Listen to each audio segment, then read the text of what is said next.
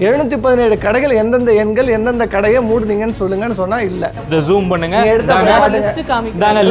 இப்படிதான் கான்ஃபிடென்ட்டா போய் சொல்லுவாங்க. எல்லாரும் கான்ஃபிடென்ட்டா போய் நான் முதல் கான்ஃபிடென்ட்டா போய் சொல்லுவாங்க. நான் முதல் தவளருக்கு எடுத்து காட்டேன். என்னைக்கு போட்டதுன்னு கேட்டேன். இது நான் அமைதியா சொன்ன பொய்க்கு மன்னிப்பு கேளுங்க. சொன்ன பொய்க்கு மன்னிப்பு கேளுங்க. Best Money Gold Jewelry Grand Royal Tours presents Behind Woods Face of the Digital Debate Show. Powered by Raj Mahal Silks, Madurai. Transparency இல்ல, தமிழக முதல்வர் காதுக்கே போக மாட்டேங்குதுன்றேன். நீங்களே சொல்றீங்க ரீல்ஸ் ஆச்சு எல்லாத்தையும் வீடியோ எடுத்து போடுறாங்க, ரொம்ப டிரான்ஸ்பரண்டா இருக்காங்கன்னு. உடனே மறுபடியும் நீங்களே ரீல்ஸ் ஆச்சு தான் சொல்ல மேடம். ரீல்ஸ் தான் அது நடிக்கிறாங்க, அவ்வளவுதான்.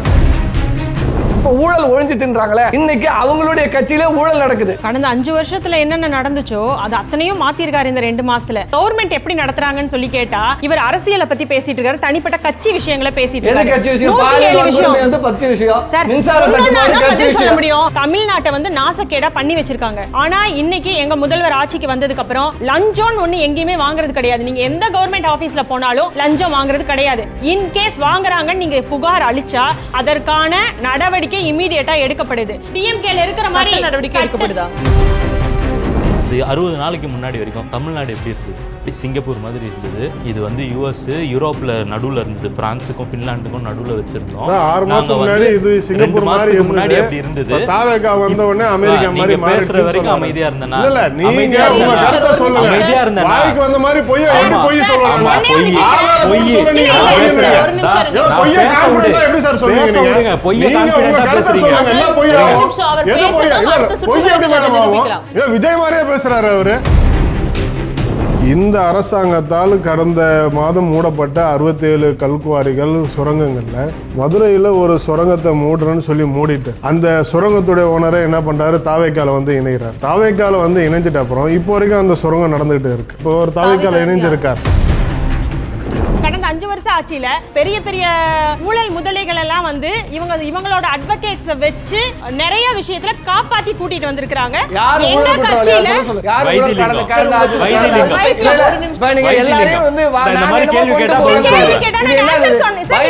ப்ரூவ் பண்ணுங்க. நான் என்ன சொல்றேன், நேயர்களுக்கு வணக்கம். பிஹைண்ட் ரூட்ஸின் ஃபேஸ் ஆஃப் விவாத மேடைக்கு வரவேற்பது நான் மஞ்சுளா கோவிந்தன். விஜய் அவர்கள் தலைமையிலான தாவேக அரசு ஆட்சி அமைத்து சரியாக 2 மாதங்கள் நிறைவடைந்து விட்டது. இந்த 2 மாதத்தில் புதிய அரசினுடைய செயல்பாடுகள் எப்படி உள்ளது என்பது குறித்து விவாதிக்க இன்று நம்முடைய 4 சிறப்பு விருந்தினர்கள் இணைந்திருக்கின்றனர். முதலாவதாக திமுகவிலிருந்து விக்கி அவர்கள், தாவேகாவிலிருந்து ஆர்த்தி அவர்கள், தாவேக ஆதரவாளர் டாக்டர் ராஜசேகர் அவர்கள், மனிதநேய ஜனநாயக கட்சியிலிருந்து அசாருதீன் அவர்கள். டாக்டர் ராஜசேகர், உங்ககிட்ட இருந்தே தொடங்கலாம் அப்படின்னு நினைக்கிறேன். விமர்சனங்கள் எழும்போதெல்லாம் புதிய அரசு அமைச்சிருக்கோம், நாங்கள் எங்களுக்கு ஒரு 6 மாதம் அவகாசம் வேணும் அப்படின்னு கேட்குறீங்க, எப்படி பார்க்கலாம்? அந்த மாதிரி கேட்ட மாதிரி எனக்கு தெரியல. இல்ல இப்போதான் ஆட்சி அமைச்சிருக்கோம், எங்களுக்கு கொஞ்சம் கால அவகாசம் தேவை அப்படின்ற ஒரு கருத்து இருந்துட்டு தான் இருக்கு. இல்ல அப்படி எதுக்குமே கேட்கவே இல்லையா? கேட்ட மாதிரி எனக்கு தெரியல. விமர்சனங்கள் நாங்கள் 6 மாதங்கள் கழித்து வைக்கிறோம் அப்படின்னு தான் எதிர்கட்சியாக இருக்கிறவங்க சொல்லியிருந்தாங்களே தவிர எங்களுக்கு 6 மாதம் கொடுங்க அப்படின்னு நாங்கள் இது வரைக்கும் கேட்கல. ஏன்னா கேட்காம இந்த 2 மாதத்தில் செய்திருக்கிற விஷயங்கள் இருக்கு இல்லையா, சரி இந்த 2 மாதத்தை வச்சு ஒரு ப்ராக்ரஸ் ரிப்போர்ட் ரெடி பண்ண முடியுமா அப்படின்னு பார்த்தா முடியாதுன்னு தான் என்னுடைய கருத்து. ஆனால் இந்த 2 மாதத்தில் செயல்பட்டிருக்கக்கூடிய பேஸ்மெண்ட் ஒர்க்ஸ் இதை வச்சு அடுத்த 5 ஆண்டுகள் இந்த ஆட்சி எங்கே கொண்டு போக போகிறோம், எப்படி கொண்டு போக போகிறோம் அப்படிங்கிறதுக்கான ஒரு அடிப்படை ஆதாரம் வந்து இந்த 2 மாதத்தில் நல்ல கால் ஊன்றப்பட்டிருக்குங்கிறது தான் உண்மை. அதுக்கு வந்து சில குறியீடுகள் வழியாக போயிடுவோம். ஃபஸ்ட்டு வந்து பொலிட்டிக்கல் கல்ச்சுரல் சேஞ்ச், ஒரு அரசியல் கலாச்சாரம் இங்கே தமிழ்நாட்டில் மாறியிருக்கு. இது நாள் வரைக்கும் திமுக விடுத்தால் அதிமுக, அதிமுக விடுத்தால் திமுகன்னு இருந்த கலாச்சாரம் மாறியிருக்கு. தேர்தலுக்கு முன்னாடி வரைக்கும் தமிழ்நாட்டுக்கு கூட்டணி ஆட்சியெல்லாம் சரி வராது, மக்கள் ஏற்றுக்கொள்ள மாட்டார்கள் அப்படின்னு கடந்த முன்னாள் முதல்வர் அவர்களும் சொல்லியிருக்காரு, அதுக்கு முன்னாடி இருந்த முன்னாள் முதல்வரும் சொல்லியிருந்தார்.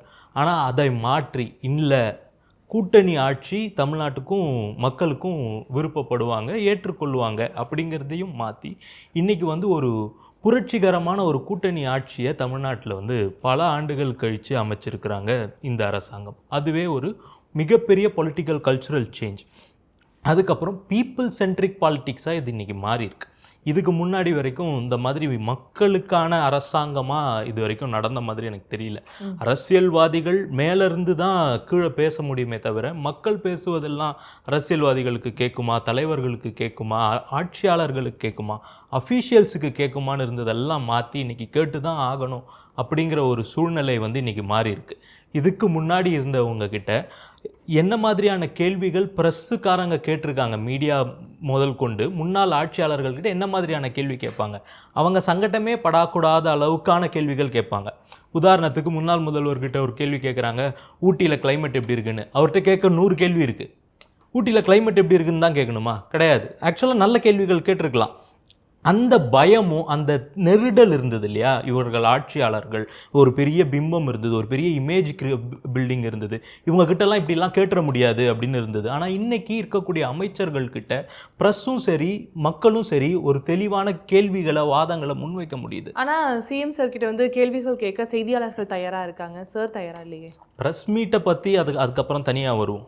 ஓகே, சரி, எல்லாரும் ப்ரெஸ் மீட்டு கொடுப்பாங்களாங்கிற கேள்வி ரெண்டாவது. இன்னைக்கு நடந்திருக்கிற மாற்றங்களை பற்றி பேசும்பொழுது அவர் ஏன் ப்ரெஸ் மீட்டு கொடுக்கலன்னா இதுக்கு முன்னாடி இருந்த முதல்வரும் கொடுக்கல, இப்படி போகும்பொழுது ஏதாவது ஒரு 4 வார்த்தை பேசிட்டு போவார். அந்த 7வது கேள்விக்கு பதில் சொல்லிட்டேன்னா அந்த கேள்வியை மாற்றிக்கோங்கன்னு சொல்லிட்டு போவார். அந்த லெவலில் தான் இருந்தது. அப்போ ப்ரெஸ்ஸுக்கு வந்து வாயே கிடையாது கேட்கறதுக்கான கேள்வி. இருந்தாலும் டெல்லிக்கு போகும்பொழுது ஸ்டாலின் அவர்கள் ஊடகத்தை இல்லை அப்படிலாம் அது வந்து மரபோ இவங்க சொல்ல மாதிரி அது வந்து ரூல்ஸோ மரபோ அதெல்லாம் ஒன்றுமே கிடையாது.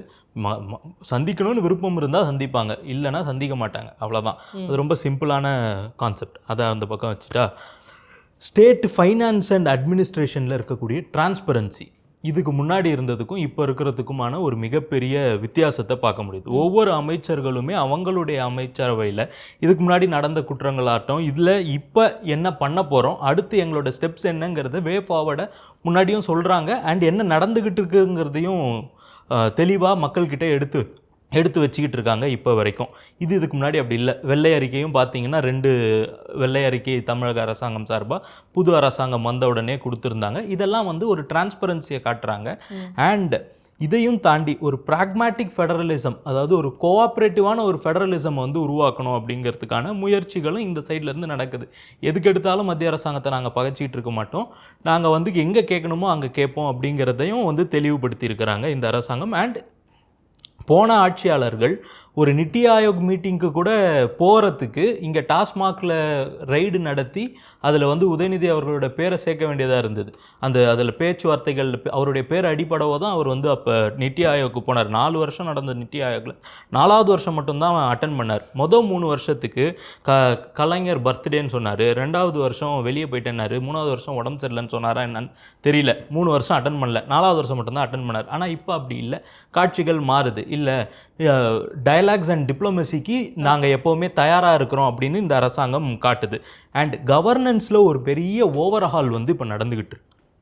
கடந்த ஆட்சியாளர்கள் அறநிலையத்துறையில் மட்டுமே கிட்டத்தட்ட 246 கோடி வர்த்து உள்ள டெண்டர்ஸை வந்து பாஸ் பண்ணியிருக்கிறாங்க. இல்லை அதெல்லாம் ஸ்க்ராப் பண்ணுங்கள், என்ன தேவையோ அதை பண்ணுவோம் அப்படிங்கிற ஒரு ஓவரால் இங்கே நடந்திருக்கு. அதே மாதிரி ஏற்கனவே விடப்பட்டிருந்த டெண்டர்ஸும் பாஸ் பண்ணியிருக்காங்க. அதை வந்து திரும்பவும் ரீடூ பண்ணுங்கள், அதை வந்து இன்டர்னல் ஆடிட்டிங் பண்ணுங்கள், தேர்ட் பார்ட்டி ஆடிட்டிங் பண்ணுங்கள் அப்படின்னு சொல்கிறாங்க. இதெல்லாம் வந்து ஒரு சீரிய கவர்மெண்ட்டை அடுத்த கட்டத்துக்கு கொண்டு போகிறதுக்கான செயல்பாடுகள். ஓகே, தொடர்ந்து பேசலாம். விக்கி அவர்கள், நீங்கள் உங்களுடைய கருத்துக்களை வைக்கலாம். இவர் சொன்ன மாதிரி தான், இவர் சொன்ன ஒரு விஷயத்தில் வந்து ஒரு விஷயத்தை அடிக்கோடிட்டு சொல்லியிருந்தார். எப்போவுமே திமுக அதிமுக இந்த ஒரு கட்சிகள் தான் பிரதான கட்சிகளாக இருக்கும். ஆனால் இன்றைய காலத்தில் எடுத்துக்கணும் அப்படின்னா திமுகவும் அதிமுகவும் இல்லாத தாவேகா அப்படிங்கிற ஒரு கட்சி தான் இன்னைக்கு வந்து தமிழகத்தை ஆண்டு கொண்டு இருக்கு. இந்த 2 மாதங்களில் தாவேகாவுடைய செயல்பாடுகள் எப்படி பார்க்குறீங்க? இப்போ சொன்னார், போன ஆட்சியில் முதல்வர் பத்திரிகையாளரே சந்திக்கலைன்னு. அவர் பார்த்துட்டு செய்தியெல்லாம் அப்போ பார்க்கலன்னு நினைக்கிறேன். எத்தனை பத்திரிகையாளர் சந்திப்பு, ஒரு மாவட்டம் தோறும் எவ்வளோ திட்டங்களை தொடங்கி வைக்கும் போதும் அங்கே உள்ள பத்திரிகையாளர்களை சந்தித்து எல்லா விஷயங்களும் பேசிட்டு தான் இருந்திருக்கிறாரு. நிதி ஆயோக் கூட்டத்தில் வந்து கலந்துக்கிட்டு பேசணுங்கிறது அவசியம்லாம் இல்லைங்கிறாரு. அன்னைக்கு நிதி ஆயோக் கூட்டத்தில் பார்த்தீங்களா, பாஜகவோடு நட்பில் இருக்கிறதுனால தான் முதல் வரிசையில் ஸ்டாலின் அவர்களை நிற்க வைக்கிறாங்க. இப்போ விஜய் அவர்கள் எந்த வரிசையில் நின்னார்? ஸோ அதெல்லாம் நீங்கள் இப்போ பேசுனா என்ன வேணாலும் பேசிட்டு போகலாம். அப்போ இந்த ஆட்சி 2 மாதத்தில் என்ன பண்ணீங்க? 717 டாஸ்மாக் கடையில் 3ன்னு சொன்னீங்க.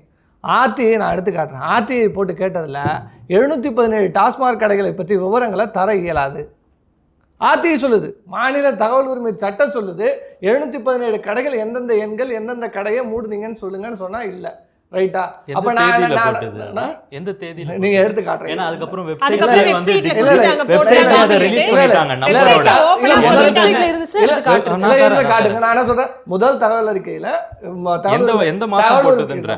முடிச்சிடும் brother, நீங்க அவரு தகவல் உரிமை சட்டத்துல போட்டது. தகவல் உரிமை சட்டம் ரிப்ளை பண்ணிருக்கு, அந்த பெட்டிஷன் தான் இருக்கு, அது சொல்லிடுறேன். இன்னொன்னு இல்ல சார், ஒரே ஒரு குறுக்கீடு. ஆரம்பிச்சு ஒரு நாள்ல நீங்க ஒரு போட்டீங்கன்னா நாள்லாம் போடல மேடம். 2 மாசத்துல என்ன நடந்திருக்குன்னு மேடம், நீங்க பிரச்சனை. இம்ப்ளிமெண்ட் பண்ண பிறகு தான் போடுங்க. இம்ப்ளிமெண்ட் பண்ண ஏன்னா எல்லா நியூஸ் இல்ல, அது சேனல்ஸ்லயும் இத வந்து வந்து தவறான ஓபனா கருத்து. போட்டுருக்காங்க. இல்ல, You have to இல்ல, இல்ல, இல்ல, retaliate. நான் நான் சொல்றேன். உங்களுக்கு தரேன். Okay, அதுக்கப்புறம் இதே இல்ல, இல்ல, கேள்வி ஆதாரம் இல்லாத பேச்சு. இதே கேள்வி ஆதாரம் அமைச்சர்கிட்ட அப்ப கேட்டாங்க. சரி, நாங்க அவர் அந்த clear லிஸ்ட் ஆ வந்து press வெப்சைட்ல meetல போட்டுருக்கோம்னு சொல்லிட்டு சொல்லி release பண்ணிருக்காங்க. வெப்சைட்ல Parliament ரிலீஸ் newsல பண்ணியாச்சு எல்லா நம்பர்ஸ். newsலயும் இத இப்ப நான் உங்களுக்கு எடுத்து கொடுக்குறேன். எடுத்து கொடுங்க, அது பிரச்சனை இல்லை. நான் அடுத்து சொல்றேன், பத்திரிகையாளர் சந்திக்கல அப்படிங்கறதெல்லாம் பிரச்சனையே இல்லை அப்படிங்கிறாரு. இன்னைக்கு தமிழ்நாட்டுல எத்தனை பாலியல் வன்கொடுமை கேஸ் நடந்திருக்கு. ஸோ அதை பத்தி முதல்ல பேசணும்னு அவசியம் இல்லைங்க. அதெல்லாம் நார்மலைஸ் பண்ணிட்டு போயிட்டே இருக்கலாம். இந்த zoom பண்ணுங்க. அதெல்லாம் நார்மலைஸ் பண்ணிட்டே இத போகலாம். ஜூம் பண்ணுங்க. நீங்க எடுத்த நாங்க காட்டுங்க. லிஸ்ட் நாங்க காமிக்கிறாங்க. லிஸ்ட் எல்லாரும் இப்படி தான் கான்ஃபிடென்ட்டா போய் சொல்லுவாங்க. எல்லாரும் கான்ஃபிடென்ட்டா போச்சு. நான் முதல் Confident ஆ போய் இல்ல, நான் சொல்லுவாங்க, முதல் பாத்துட்டு. தகவல் இருக்கேன் எடுத்து அதான் காட்டுறேன். எப்படி நீங்க போட்டதுன்னு தகவல் கேட்டேன். date அது note ரிலீஸ் இல்லையா? ஆகி இந்த நம்பர்ஸ் ஒரு- ரிலீஸ் ஒரு- நீங்க எப்ப பண்ணதுக்குள்ள release கேட்டா நம்ம என்ன இல்ல, இல்ல, நான் என்ன பண்ண சொல்றேன், 717 கடையை மூட்டோம். 717 கடை சரி, right. இந்தாங்க. சார் 500 இந்தாங்க. கடையை மூடுறதுக்கு எந்த உங்களுக்கு 5 எந்த வருஷம் ஆச்சு. 5 வருஷம் அது யாருக்கு எந்த ஆட்சி இடத்துல வந்தோடனே செஞ்சோம். தெளிவா இல்ல போட்டிருக்காங்க. சார், அது எந்த நீங்க போட்டு பாருங்க. மாவட்டத்துல நீங்க அதை article மேடம், எந்த பாருங்க. மாவட்டத்துல எந்த நம்பர் கடன் நான் இப்படியே தான் போட்டிருக்காங்க. போகுதா? இத நான் இப்படியே argue பண்றேன், நானும் argue இல்ல இல்ல பண்ணி இது போட்டேன். நான் அமைதியா பொய் இருக்கேன். நீங்க சொன்ன தவறான பொய்க்கு சொல்லும் மன்னிப்பு போது கேளுங்க. நான் சொன்ன பொய்க்கு தான் மன்னிப்பு கேளுங்க. மன்னிப்பு பொய்க்கு கேட்கணும். மன்னிப்பு கேளுங்க. தகவல் உரிமை சட்டத்துல அட நான் என்ன கேட்கிறேன், போட்டீங்க? எந்த நீங்க விசாரணை சொல்றீங்க. லிஸ்ட்ல இருக்கு, எழுதுவீங்க. இல்ல நான் கேட்கிறேங்க, நான் கேட்கிறேன், இவங்களோட தனி செயலாளர் எத்தனை நாள் கழிச்சு ஜீவோ வெளில இருக்காங்க? நான் list ஜெகதீஷ் இருக்கு. பழனிசாமி, கேட்டதுக்கான ஜெகதீஷ் பழனிசாமி list என்னைக்கு இருக்கு. போட்டீங்க? ஜெகதீஷ் பழனிசாமி என்னைக்கு போட்டீங்க? என்னைக்கு அதான் அவர் வந்து ஆட்சியை பதிவு போட்டீங்களா? பண்ணாங்கன்னு என்னைக்கு அதான் பதிவு ஆட்சியில பண்ண யாருக்கு போட்டீங்களா? தெரியும்? அவர் பிறந்தநாளுக்கு பிறகு சொன்ன பிறகுதான் தெரியும். அப்ப அந்த டிரான்ஸ்பரன்சி நடக்குதா? ஏன் புஷியானந்த துறையில 6 மணி நேரத்துல டெண்டர் க்ளோஸ் பண்ணாங்கன்னு பிரச்சனை வந்த பிறகு அந்த டெண்டரை ஏன் கேன்சல் பண்ணீங்க? ரெண்டு பேரும் சஸ்பெண்ட் இல்ல, பண்ணிருக்காங்க. நான் என்ன சொல்றேன், இல்ல 6 மணி நேரத்துல டெண்டர் க்ளோஸ் ரெண்டு பண்ணீங்க. பேரும் suspend பண்ணிருக்காங்க. பிரச்சனையான பிறகு தப்புன்னு இப்படியே தெரிஞ்சா பேசிட்டு கண்டிப்பா இருந்தா, பண்ணுவாங்க. இப்படியே பேசிட்டு நான் யாரையும் அலோவ் பண்ண கருத்து மாட்டேன். வைக்கட்டும். நானும் பேசிக்கிட்டே இருப்பேன். பேசுங்க. உங்கள்ட்ட பதில் இல்லைன்னா பொய் அமைதியா கருத்து இருங்க. சொன்னா நாங்க அமைதியா அப்படியே இருங்க. தடுப்போம். நான் அவர் பேசுறாருல, பொய்யா இருந்தா எதுவுமே என்ன பண்றது? எந்த பத்திரிக்கையாளரும் சந்திக்கலன்னாரு. நான் அமைதியா உட்கார்ந்தல, என் டர்ன்ல பதில் சொல்லிட்டு இருக்கல. அவரு டர்ன் வரும்போது திருப்பி சொல்லுங்க, இவர் சொன்னதெல்லாம் பொய்ன்னு சொல்லு, யார் வேணான்னா. அப்ப நான் என்ன சொல்றேன், புஷியானந்த துறையில 6 மணி நேரத்துல டெண்டரை க்ளோஸ் பண்ண பிறகு தமிழ்நாடு முழுக்க பிரச்சனை. 6 மணி நேரத்துல டெண்டர் க்ளோஸ் ஆன பிறகு அந்த டெண்டரை ரத்து பண்றீங்க, ரைட்டு. இவங்களுடைய மாவட்ட செயலாளருக்கு ஏபி வைஸ் ஏபி இப்ப போடுவாங்க. அரசு வழக்கறிஞர்கள் போட்டதுல 40 லட்சத்துல இருந்து 30 லட்சம் வாங்கினாங்கன்னு தாவேக்காவை சேர்ந்த பெண் வழக்கறிஞர், தாவேக்கா சார்ந்தவங்களே புகார். அப்ப மாவட்டம் முழுக்க இது எல்லா மாவட்டத்திலும் நடக்குது, தமிழ்நாட்டில் எல்லா மாவட்டங்களையும் நடந்துட்டு இருக்கு. அப்புறம் கரண்ட் இன்னைய வரைக்கும் நேற்றைய முந்தினம் சிஎம் வீட்டுக்கு பக்கத்தில் பாலவாக்கத்தில் 9:30 மணிக்கு சாலை மறியல் ஈசிஆர்ல. ஏன்னா கரண்ட் இல்லை, அப்போ மின்தடை பற்றாக்குறை. முதலமைச்சர் பேசணும்னு அவசியம் இல்லை. பாலியல் குற்றச்சாட்டா, பெண் கொலையா, பிரச்சனை இல்லை, பேச மாட்டாரு. மின்வெட்டா, பிரச்சனையா, பேச மாட்டாரு. அப்ப நானே கேட்கிற பத்திரிகையாளரா, அதெல்லாம் சந்திக்கவே தேவையில்லை, ரைட்டா? இது இந்த மாதிரி தான் போயிட்டு இருக்கு. அப்ப நீங்க 2 மாதத்துல நாங்க என்ன செஞ்சிருக்கோங்கிறத நீங்க உங்களால சொல்ல முடியல.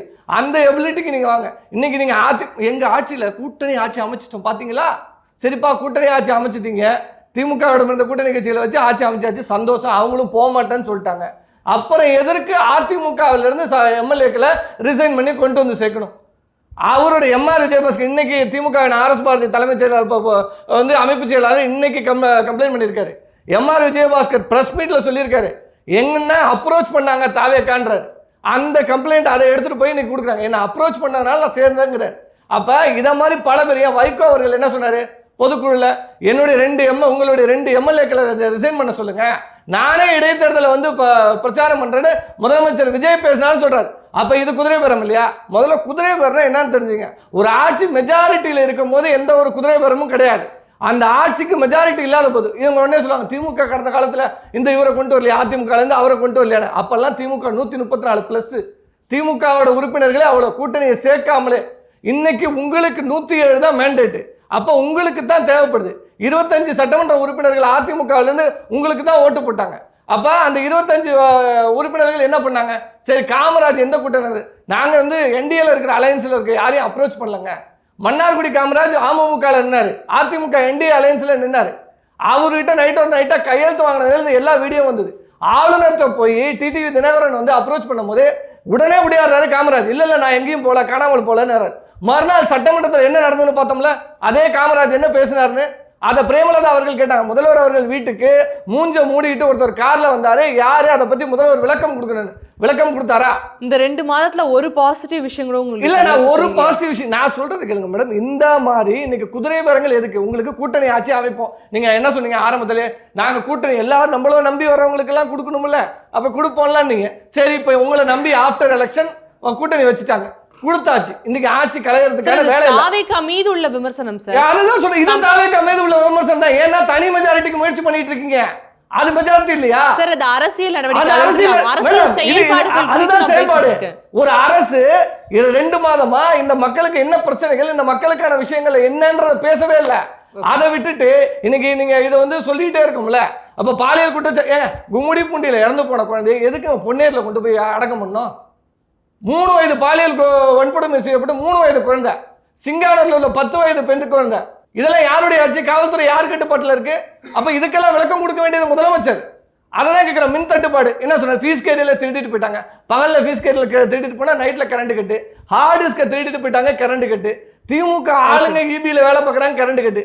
ஏன்னா சிடிஆர் நிர்மல்குமார் பொய் பேசியே வழக்கு வாங்கினவரு ஆர்எஸ்எஸ்ல இருக்கும்போது. அதனால அவருக்கு பொய் பேசுறது ஒன்றும் பிரச்சனை இல்லை. இப்ப ஊழல் ஒழிஞ்சிட்டுன்றாங்களே, இன்னைக்கு அவங்களுடைய கட்சியிலே ஊழல் நடக்குது. உங்களுடைய கருத்துக்கள் அப்புறம் ஆத்தி மேம், 2 மாதங்கள்ல இத்தனை குற்றச்சாட்டுகள் இருக்குன்னு அவர் அத்தனை குற்றச்சாட்டுகளை அடுக்கி பேசுறாரு. உங்களுடைய பதில் என்னவா இருக்கு? கடந்த 5 வருஷத்துல என்னென்ன நடந்துச்சோ அது அத்தனையும் மாத்திருக்காரு இந்த 2 மாசத்துல. அந்த பாசிட்டிவ் எல்லாத்தையும் விட்டுட்டாரு. வெறும் நெகட்டிவா, அதாவது அவங்களா கிரியேட் பண்றது. இது அரசியலுக்கும் அது கவர்மெண்ட் எப்படி நடத்துறாங்கன்னு சொல்லி கேட்டா இவர் அரசியலை பத்தி பேசிட்டு இருக்காரு, தனிப்பட்ட கட்சி விஷயங்களை பேசிட்டு எது கட்சி விஷயம்? பாலியல் வன்கொடுமை வந்து பச்சை விஷயம், மின்சார தட்டுப்பாடு கட்சி விஷயம். இல்ல இல்ல அதெல்லாம் சொல்லுங்க. பாலியல் வன்கொடுமைக்கு ஆக்ஷன் எடுக்கணுமா? இல்ல ஆக்ஷன் உங்க டைம் வரும்போது பதில் சொல்ல சார். அவர் பேசின ஒவ்வொரு இடத்துக்கும் நான் பதில் சொல்லிருப்பேன். நான் எழுதி வச்சிருக்கேன். அதுதான் பாலியல் வன்கொடுமை பத்தி என்ன பேசுறாங்க? மின் பற்றாக்குறை பத்தி என்ன பேசுறாங்க? சொல்லுங்க. 2 ஒரு நிமிஷம். நீங்க பேசிட்டாருன்னா அந்த விஷயம் இமிடியேட்டா தீந்துருமா? இல்ல அதுக்கான ஆக்ஷன் எடுத்தா விஷயம் கேள்வி. பதில் சொல்லுங்க. ஏன் பேசணும்? அவர் அதற்கான இல்ல சார், நான் வந்து பேசணும்ன்றது அவசியம் கிடையாது. என்ன நான் என்ன செய்யணும் அதை செய்கையில காட்டிக்கிறேன்னு அவர் சொல்லிட்டாரு. அந்த விஷயத்தை அவர் செஞ்சுட்டு இருக்காரு. அதை விட காவல்துறை ஏன் பொன்னேர்ல அடக்கம் பண்ணல? 2 பேர் பேசிங்க மேடம். நம்ம எழுந்து இல்ல அது என்ன சொல்லுங்க? சொல்லுங்க, அதுக்கு சொல்லுங்க, விளக்கம் இல்ல சொல்லுங்க. சார், ஒண்ணு அங்க காவல்துறை மேல நடவடிக்கை என்னங்க? ரெண்டு பாலியல் வன்கொடுமை சம்பவத்துல பெற்றோர்களை மீறி காவல்துறை செஞ்சு 5 வருஷம் ஆட்சியில டிஎம்கே ஆட்சியில நான் பேச ஆரம்பிக்கும் போது நீங்க உங்களுடைய கருத்துக்களை முன்வைங்க. அவங்க கருத்துக்கு உங்களுக்கு எதிர்கருத்து இருக்கு அப்படின்னா உங்களுடைய சுற்று வரும்போது நீங்க பதில் நான் சொல்லலாம். இதே மாதிரி நான் என்டர்ல ஆரம்பிச்ச போது 2 பேரும் என்ன பண்ணாங்க? அப்ப நீங்க அமைதியா இருந்தீங்களா? அப்ப நான் அமைதியா நீங்க என்ன பண்றீங்க? அவர் அக்செப்ட் பண்ணும்போது இன்னொரு மேடம் இருங்க, நீங்க ஒரு விஷயத்தை அக்செப்ட் பண்ணிட்டு போறீங்க. அவர் சொல்றாரு முதல்வர் வந்து பேசவே இல்லைங்க. அது சரிதான். உங்களுக்கு தெரியுமா முதல்வர் பேசணும்? ஓகே சார், உங்க சுற்றுல பேசுங்க. நீங்க எப்படி அக்செப்ட் பண்றீங்க? நீங்க எப்படிங்க மேடம் அக்செப்ட் பண்றீங்க? முதல்வர் வந்து பேசலங்கிறது அது சரிதான் அப்படின்ட்டு வரீங்க. எது சரிதான்? முதல்வர் பேசவே இல்லங்க. இதுக்கு முன்னாடி எல்லாம் பிரஸ் மீட் ரிப்போர்ட்ல நான் சொன்னேனே சார், நீங்க அக்செப்ட் டெல்லிக்கு பண்ணீங்க. போனா பேசினாருங்கற கேள்வியை நான் கேட்டேன். அது நிதியாவுக்கு வச்சீங்க. அதுக்கு முன்னாடி அவர் பத்திரிகையாளர் விமர்சனம் வச்சாரு. மூன்றாவது கேள்வி இரண்டாவதா கேட்டாங்க. நீங்க நியூட்ரலா கொண்டு போங்க. அப்ப அது வந்து பேச விட்டு தான் சார் கேள்வி கேக்குறோம். அது சரிதான். நான் அந்த கிளிப் அப்படியே ரிவைண்ட் பண்ணி போறேன். நீங்க வந்து அவர் பேச சரிதான் அடுத்து வாங்கன்னு வரீங்க. அப்ப நீங்க முதல்ல நியூட்ரலிஸ்டா இருங்க. நான் நியூட்ரலா ஹேண்டில் பண்ணுங்க. சரி ஓகே சார், நீங்க பேசுங்க மேம். கடந்த 5 வருஷம் ஆட்சியில எவ்வளவு வந்து கெட்டது நடந்ததோ அது அத்தனை இந்த 2 மாசத்துல மாத்திரணும் அப்படின்னு நினைக்கிறது மிகப்பெரிய தவறு. கண்டிப்பா முடியவே முடியாது. ஏன்னா அத்தனை லஞ்சம், அத்தனை ஊழல், அத்தனை என்னென்ன பண்ண முடியாது எல்லாத்தையும் பண்ணி தமிழ்நாட்டை வந்து நாசக்கேடா பண்ணி வச்சிருக்காங்க. ஆனா இன்னைக்கு எங்க முதல்வர் ஆட்சிக்கு வந்ததுக்கு அப்புறம் லஞ்சம் ஒண்ணு எங்கேயுமே வாங்குறது கிடையாது. நீங்க எந்த கவர்மெண்ட் ஆபீஸ்ல போனாலும் லஞ்சம் வாங்குறது கிடையாது. இன்கேஸ் வாங்குறாங்கன்னு நீங்க புகார் அளிச்சா அதற்கான நடவடிக்கை இமீடியட்டா எடுக்கப்படுது. இன்னும் சொல்ல போனா ஒண்ணு இல்ல, ஒரு சின்ன கட்சியில ஒருத்தர் தவறு செஞ்சா கூட ஒழுங்கு நடவடிக்கையின் பேர்ல அவரை கட்சியில இருந்து நீக்கிறாங்க. டிஎம்கேல இருக்கிற மாதிரி நடவடிக்கை எடுக்கப்படுதா? ரீல்ஸ் எடுக்கிறதுக்கு எந்த சட்ட நடவடிக்கை எடுக்கணும்னு நீங்க நினைக்கிறீங்க?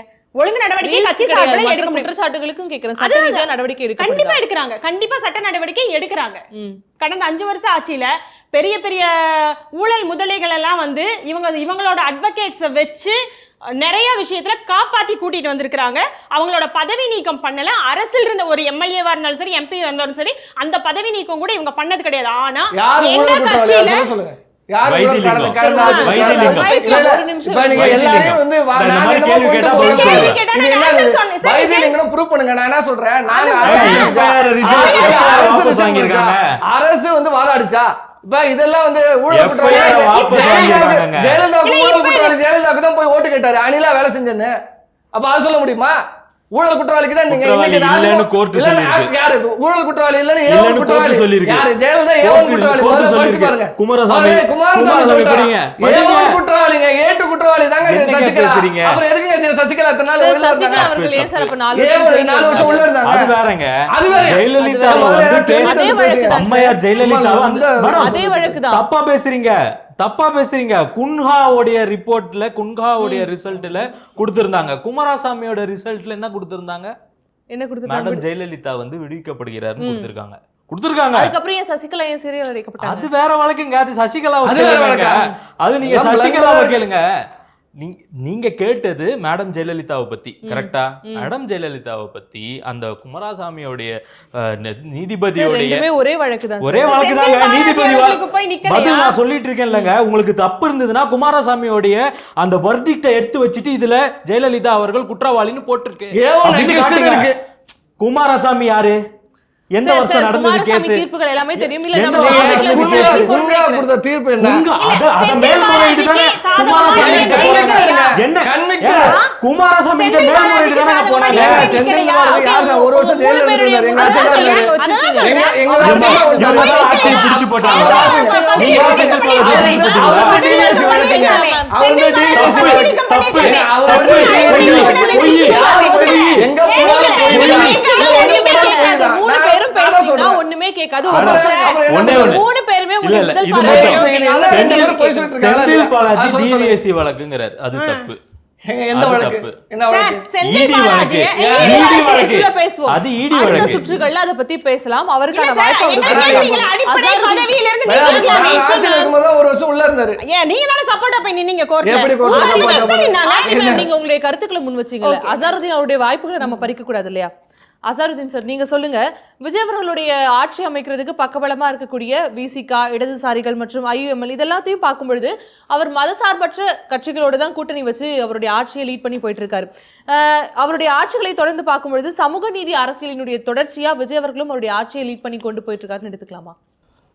விஜய் அவருடைய 2 மாத கால ஆட்சி, அதற்கு முன்னாடி இந்த சமூக நீதி ஆட்சின்னு சொல்கிறதுக்கு முன்னாடி இந்த ஆட்சியுடைய டிரான்ஸ்பரன்சி இருக்குது, ரொம்ப டிப்ளமேட்டிக்காக இருக்கிறோம், மக்களோட நேரடியாக இருக்கிறோம் அப்படின்ற மாதிரிலாம் சொல்கிறாங்க. தொடர்ந்து அரசு அதிகாரிகள் பணியை ராஜினாமா செய்கிறாங்க. இதெல்லாம் நடந்துக்கிட்டு இருக்குது. இது வந்து டிரான்ஸ்பரன்சின்னு எந்த வகையிலும் சொல்ல முடியாது. மக்களுக்கான அரசு, மக்களுக்கான தலைவர்கள், மக்களுக்கான அதிகாரிகள் நேரடியாக சந்திக்கணும். இதை சந்திக்க கூட ஒரு அதிகாரியாக, தலைமைச் செயலகத்தில் இருக்கிற அதிகாரி கூட சந்திக்க முடியல அப்படின்ற ஒரு சூழல் உருவாகி இருக்கு. அது மட்டும் இல்லாமல் துறை ரீதியான IAS அதிகாரிகள் கூட முதல்வரை சந்திக்க முடியல, தலைமைச் செயலாளரை தான் சந்திக்க முடியுதுன்ற ஒரு குற்றச்சாட்டு இப்போ வரைக்கும் வந்துட்டு இருக்கு. இது வந்து டிரான்ஸ்பரன்சி அரசாங்கமே கிடையாது.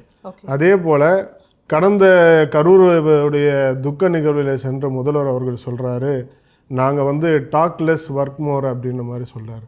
இந்த தாவேக்கா ஆட்சி எப்படி இருக்குன்னு சொன்னால் டாக்லெஸ் ரீல்ஸ் மோர்ன்ற மாதிரி தான் இருக்குது. வெறும் ரீல்ஸுடைய அரசாங்கமாக தான் இதை நடத்திட்டு இருக்கிறாங்க.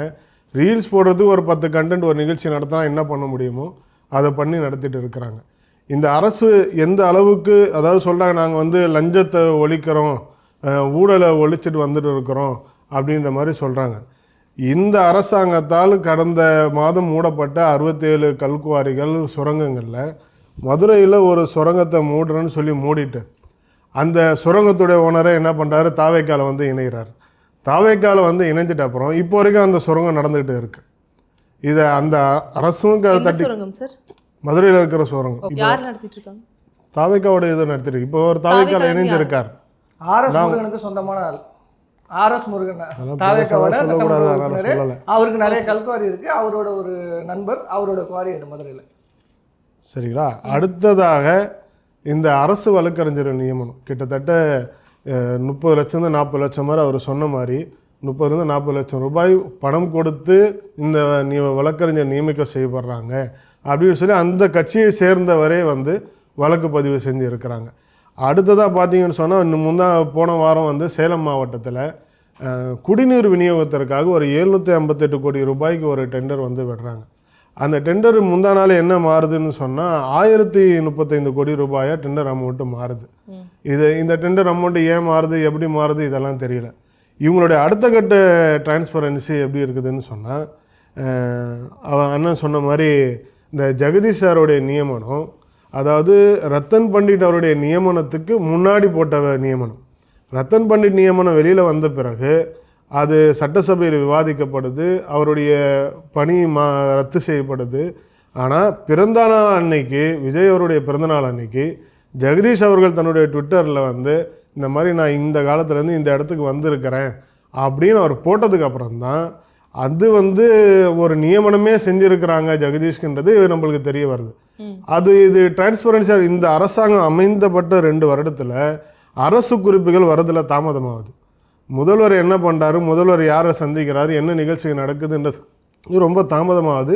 நியமனங்களும் ரொம்ப தாமதமாகுது. இது எந்த வகையிலும் இதில் டிரான்ஸ்பரன்சிலாம் இருக்குதுன்னு சொல்ல முடியாது. ஊழல்கள் தொடர்ந்து டிரான்ஸ்பரன்சியே கிடையாது.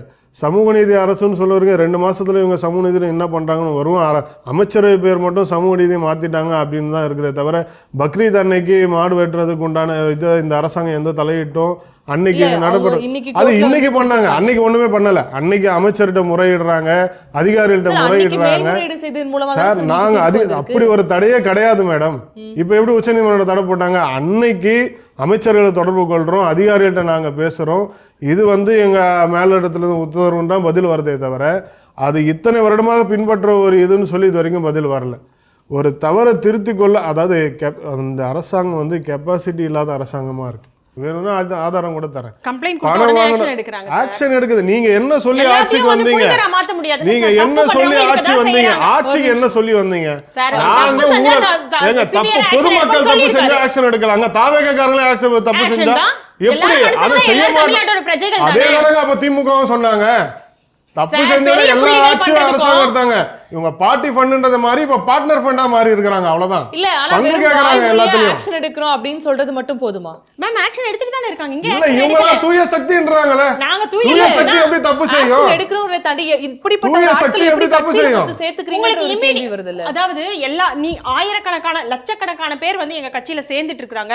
எல்லாத்தையும் வந்து ஸ்கேன் பண்ணி நம்மளால சேர்த்துக்க முடியாது. இருக்க வேண்டாம். ஆல்ரெடி ஸ்கேன் ஆலந்தூர்ல ஒரு பாலியல் குற்றவாளி மேடம். ஆலந்தூர்ல ஒரு பாலியல் குற்றவாளி பகுதி செயலாளர் அவரு சிறைக்கு போயிட்டு வந்துட்டு அந்த மாவட்டத்துடைய அமைச்சர் சரத் அவர்கள் பங்கேற்ற நிகழ்ச்சியில அவர் பங்கேற்கிறாரு.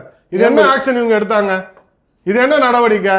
எல்லா சேனல்லையும் ஒளிபரப்பாச்சு. அவர் பேர் வேம்புலி. கூடவே அந்த ஆலந்தூர் எம்எல்ஏ கூடவே எப்படி இது ஆக்ஷன்? இது எப்படி இது ஆக்ஷன் ஆகும்? தமிழக முதல்வர் அவரோட காதுக்கு இந்த விஷயம் போச்சுனா இமிடியேட்டா ஆக்ஷன் எல்லா சேனல்லையும் ஓடிட்டு இருக்கு. எல்லா சேனல்லையும் இல்ல, தமிழக முதல்வர் காதுக்கே போக மாட்டேங்குதுன்றீங்க. நீங்களே சொல்றீங்க ரீல்ஸ் ஆச்சு எல்லாத்தையும் வீடியோ எடுத்து போடுறாங்க, ரொம்ப டிரான்ஸ்பரண்டா இருக்காங்கனே. உடனே மறுபடியும் நீங்களே ரீல்ஸ் ஆச்சு தான் டிரான்ஸ்பரன்சிலாம் சொல்ல மேடம். ரீல்ஸ் கடை ரீல்ஸ் தான் அது நடிக்கிறாங்க, அவ்வளவுதான். டிரான்ஸ்பரன்சிலாம் இல்ல. டிரான்ஸ்பரன்சி இல்ல தான் சொல்றேன். இவங்க எங்க நடிச்சாங்க? 5 வருஷத்துல நாங்க பண்ண மாட்டோம் தான் மேடம் நீங்க சொல்றீங்க. திரும்ப அதே நீங்க பண்றது எதுக்கு? அப்ப நீங்க பண்ணல ஒத்துக்கிறீங்க? நாங்க பண்ணலையே. அவ்வளவுதான் முடிஞ்சு. நாங்க ரீல்ஸ் பண்ணல, ரியல் ஆக்ஷன் நடத்தணும். நாங்க அத தான் சொல்றோம். இவர் வந்து தாவேக்கோட ஆட்சியில டிரான்ஸ்பரன்சியே கிடையாது, ஊழல் நிறைந்தவர்களை தான் அவங்க உள்ள சேர்த்துக்கிறாங்கன்ற ஒரு குற்றச்சாட்டு எப்படி பாக்குறாங்க, எப்படி பேசுறாங்கன்னா, அதான் வாய்க்கு வந்ததுக்கெல்லாம் வந்து எதையோ ஒன்று சொல்லுவோம் அப்படின்னு ரொம்ப கான்ஃபிடென்ட்டாக போய் சொல்கிறது வந்து பழக்கமாக வச்சுருக்காங்க. ஓகே. 2வது, இதுக்கு நாள் முன்னாடி வரைக்கும், இந்த 60 நாளைக்கு முன்னாடி வரைக்கும் தமிழ்நாடு எப்படி இருந்தது? அப்படி சிங்கப்பூர் மாதிரி இருந்தது. இது வந்து யுஎஸ் யூரோப்ல நடுவில் இருந்தது, பிரான்ஸுக்கும் ஃபின்லாண்டுக்கும் நடுவில் வச்சிருந்தோம். 6 மாசம் முன்னாடி இது சிங்கப்பூர் மாதிரி முன்னாடி அப்படி இருந்தது. தாவேகா வந்த உடனே அமெரிக்கா மாதிரி பேசுற வரைக்கும் அமைதியா இருந்தனா? இல்ல நீங்க உங்க கருத்தை சொல்லுங்க. அமைதியா இருந்தனா வாய்க்கு வந்த மாதிரி பொய் எப்படி பொய் சொல்றாங்க? பொய் சொல்றீங்க. பொய்யை கான்ஃபிடன்ட்டா எப்படி சார் சொல்றீங்க நீங்க? நீங்க உங்க கருத்தை சொல்லுங்க. எல்லாம் பொய் ஆகும். எது பொய்? இல்ல பொய் எப்படி மேடம் ஆகும்? இல்ல விஜய் மாதிரியே பேசுறாரு அவரு. பொய் எப்படி கான்பிடென்ட் ஆகும்? அண்ணன் வழியில் வருமா? நீங்க பேசுங்க, உண்மையை பேசுங்க. உண்மையை தான் பேசுறோம். என் கருத்துக்கு எதிர்கருத்து சொல்லுங்க. பொய்ய கான்ஃபிடென்ட்டா என் கருத்துக்கு பேசுறது பொய் கிடையாது. என் கருத்துக்கு எதிர்கருத்து சொல்லுங்க. எப்படி பொய்யாகும்? நான் ஒரு கேள்வி நீங்க கேட்கிறேன். என் கருத்துக்கு எதிர்கருத்து சொல்லுங்க சார். பொய்யாதீங்க.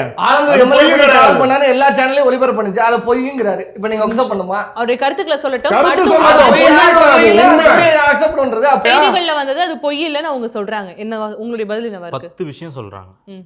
ஒண்ணு ஓகே, நடுவுல இருக்கிற 8 என்ன மறுப்பு சொல்லுங்க. எல்லாமே பொய். நீங்க மறுப்பு சொல்லுங்க. எந்த விஷயம் பொய்?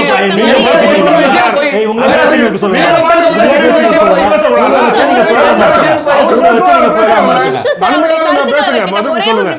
நீங்க எது பொய்ன்னு சொல்லி சொல்லுங்க. இது பொய், இது பொய்.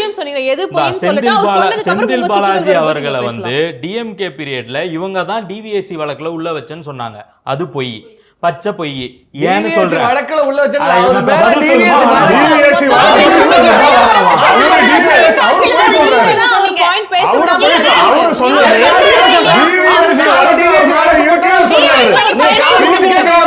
போட்டு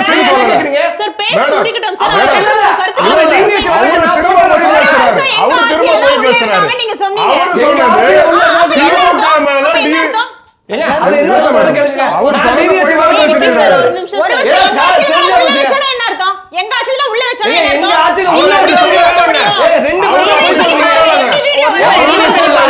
நான் என்ன சொல்றேன்? செந்தில் பாலாஜி மேல டிவிஎஸ்சி வழக்கு இருக்குன்னு அவர் சொன்னாரு. திமுக வழக்கு போட்டுச்சுன்னு அவர் சொன்னாரு. சொன்னமா அவர் அப்படியே மாத்தி சொல்றாரு. செந்தில் பாலாஜி மேல வழக்கு போட்டது டிஎம்கே தான். இந்த பீரியட்ல இல்ல, முன்னாடி பீரியட்ல 2016க்கு முன்னாடி அப்ப வந்து இவங்க கேஸ் ஃபைல் பண்ணுங்கன்னு சொல்லி வழக்கு போட்டாங்க. என்ன வழக்கு போட்டாங்க சொல்லுங்க. எம்ப்ளாய்மெண்ட்டுக்கு பணம் வாங்கின வழக்கு வந்து ஃபைல் பண்றாங்க. இது ஸ்டாலின் அவர்கள் அவங்க வந்து 2016 எலெக்ஷன் அப்ப ரொம்ப தெள்ள தெளிவா கரூர்ல போயே பேசினாரு.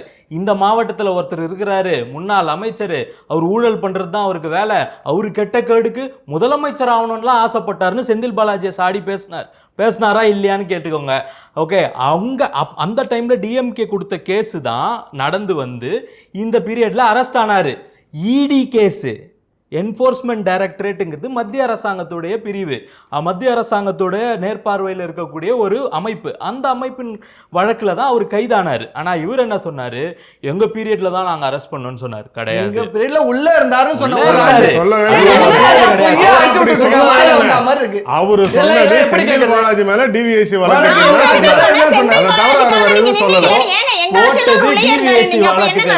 இடி கேஸ்ல அவங்க உள்ள வச்சாங்க.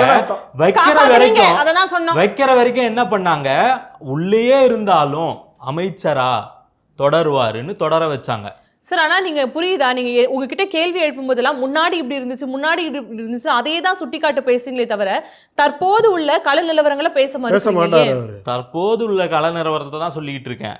அதே இது வந்து இவங்க சொன்ன ஒரு பொய் தான், நடுவுல சொருகி விட்ட ஒரு பொய் தான். அடுத்தது சைல்டு அபியூஸ் பத்தி பேசினாங்க. ஆமா, சைல்டு அபியூஸ் நடந்துட்டு தான் இருக்கு, ஆனா ஆக்ஷன்ஸ் எடுக்கப்பட்டுக்கிட்டே இருக்கு. கடந்த பீரியட்ல என்சிஆர்பி டேட்டா படி ஒரு வருஷத்துக்கு 10,000 போக்சோ வழக்குகள் வந்து நடந்திருக்கு. ஓகே, டிஎம்கே உடைய மினிஸ்டர் கீதா ஜீவன் நினைக்கிறேன், அவங்க சட்டசபையில் சொல்லும்போது நாங்கள் 104 கோடி ரூபாய் நஷ்ட ஈடாவே கொடுத்துருக்குறோம், 6,980 குழந்தைங்களுக்கு நஷ்ட ஈடாவே 104 கோடி கொடுத்துருக்குறோம். நாங்கள் அந்த கணக்குப்படி பார்த்தா கூட ஒரு மாதத்துக்கு 600 பாலியல் வன்புணர்வு கேஸ்கள் ஃபைல் ஆயிருக்கு.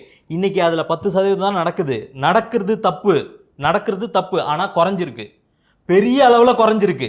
கடந்த 5 ஆண்டை கம்பேர் பண்ணும் பொழுது இந்த 60 நாட்கள்ல பெரிய அளவுல 10 மடங்கு தான் இவர் எந்த தரவு வச்சு பேசுறாரு மேடம்? இல்ல என்சிஆர்பி டேட்டா ரெண்டு மாசத்துல இந்த அரசு வந்து நம்பர் கொடுங்க.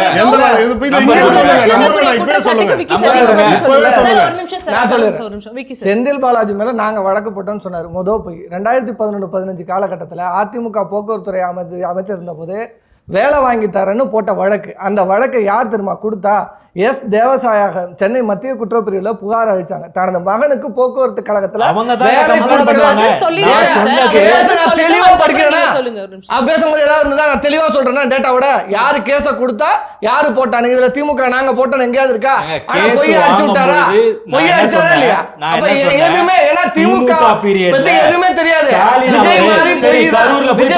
விஜய் மாதிரி பொய் பேசுவாரா அதே பொய் தான் பேசிட்டு இருக்காரு விஜய் மாதிரி விஜய் சட்டமன்றத்தில் என்ன சொன்னாரு நான் பார்ட்டி பண்றேன் கேட்டு எழுந்து ஓடிச்சாங்கன்னு பார்ட்டி பண்ற தைரியம் இருந்தா சொல்லுங்க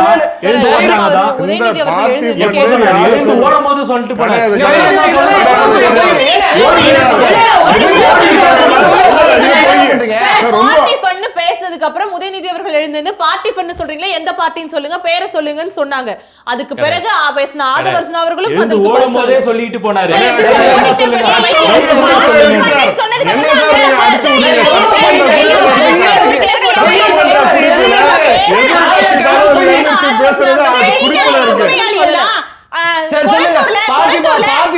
சொன்னது பிறகு தைரியம் இருந்தா எந்த பார்ட்டியும் சொன்னாரா இல்லையா சொல்லி முடிச்சிட்டு ராஜ்மோகன் அடுத்து வந்தாரு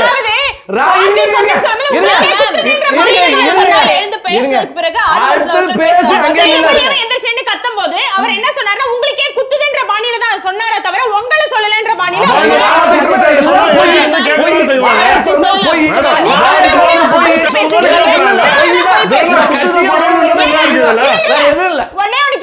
ஒரு ஆளா பேசலாமா நாலு பேர் பேச யாரு என்ன பேசுறானே கேட்காது சரி நானே சொல்றேன் நீங்க பேசுங்க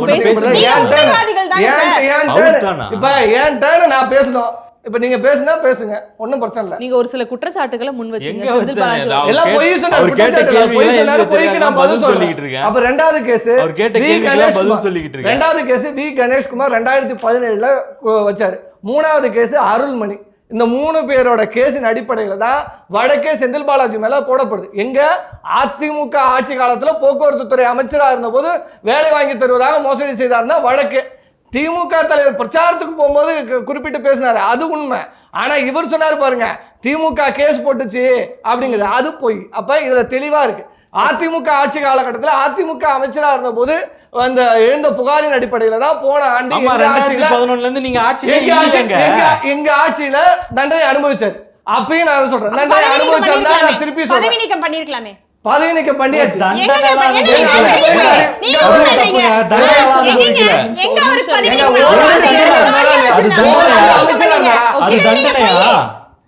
தண்டனையா அது இப்படியே பேசிட்டு இருந்தாங்க அது தண்டனையா ரிமாண்டா தண்டனைக்கு ரிமாண்டுக்கு என்ன டிஃபரன்ஸ் ஜெயலலிதா இடத்துல இருந்தாங்க ஒரு வருஷம் உள்ள இருந்தது ரிமாண்ட்ல இருந்தாரா தண்டனையில இருந்தாரா ரிமாண்ட்ல இருந்தாரு அது கூட உங்களுக்கு தெரியும் ஜெயலலிதா பத்தி கேக்கல செந்தில் பாலாஜி சொல்லுங்க சார் இல்ல எல்லாமே அத சொல்றேன் மேடம் ரிமாண்ட்ல இருந்தாரா யார் விஜயபாஸ்கர் யாரு விஜயபாஸ்கர் மேல சொத்துக்குள் போயிருக்கு விஜயபாஸ்கர் மேல சொத்துக்குள் போயிருக்கு அவங்க மேல இருக்க ஊழல் குற்றச்சாட்டு 40 பக்கம் இருக்கு யாரு சி விஜயபாஸ்கர் மேல நடவடிக்கை எடுக்கப்படும் எப்படி எடுக்க அவர் சொல்லிருக்காரு எல்லாரும் பேசவே விட மாட்டாங்க வாயை திறந்தா போய் தான் சொல்லுவாங்க இதுதான் எனக்கு தெரியும் தாவேகாவுடைய இந்த 2 மாத ஆட்சியில ஊழல் குறைஞ்சிருக்கு அப்படின்னு சொல்லி முதல்வர் உட்பட எல்லாருமே பேசியிருக்காங்க உண்மையாகவே ஊழல் ஒழிக்கப்பட்டிருக்கு கண்டிப்பா நீங்க வந்து இந்த மாதிரி பொய் பேசுறவங்களை விட்டுட்டு நார்மலா பொதுமக்கள்கிட்ட போய் ஒரு 10 பேர்கிட்ட மைக்க வச்சு கேட்டு பாருங்க இது உண்மையா பொய்யான்றது வெளியில வரும் கடந்த ஒண்ணுமே இல்ல கடந்த 5 வருஷத்துல வந்து கொளத்தூரை வந்து சிங்கப்பூரா பண்ணி வச்சிருக்காருல்ல சார் உங்க முதல்வர் ஆமாவா இல்லையா சிங்கப்பூர் தமிழ்நாட்டுல எவ்வளவு பெருசு சிங்கப்பூரோட பரப்பளவு என்ன